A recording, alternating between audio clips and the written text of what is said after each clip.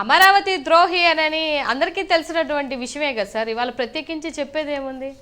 రైతుల పొట్టలు కొట్టి రైతుల దగ్గర నుంచి అడ్డగోలుగా భూములు లాక్కొని ఎవరు ఇవాళ ద్రోహం చేశారన్న విషయం ప్రత్యేకించి చెప్పాల్సిన అవసరం లేదు.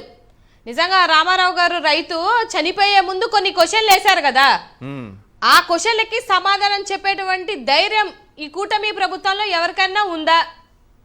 పాపం అట్లీస్ట్ ఆయన చావుకి ఒక శాంతి అయినా దొరుకుతుంది. ఎందుకు ఇలాంటి వాటికన్నా సమాధానం చెప్తే. ఇవాళ ఎన్నిసార్లు చెప్పినా కూడా అడ్డగోలుగా వీళ్ళ రియల్ ఎస్టేట్ని డెవలప్ చేసుకునే ప్రాసెస్లో లేకపోతే వాళ్ళ వర్గాన్ని డెవలప్ చేసుకున్నటువంటి ప్రాసెస్లోనే ఉన్నారు తప్ప జగన్మోహన్ రెడ్డి గారు ఏమన్నారని నిన్న మందంతా వచ్చేసింది సార్. నాకు తెలియక అడుగుతాను, ఆయన అడిగిన మాట తప్ప, ఆయన చెప్పినటువంటి మాట తప్ప, ఎంత సాంప్రదాయంగా చెప్పాడు ఆయన, ఎంత నాలెడ్జబుల్గా చెప్పాడు.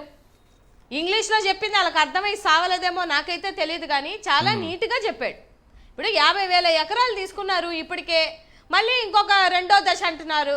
మొదటి దశకే గతి లేదు, మళ్ళీ రెండో దశకి మళ్ళీ 50,000 ఎకరాలు దండుకోవడానికి రెడీ అయిపోయారు.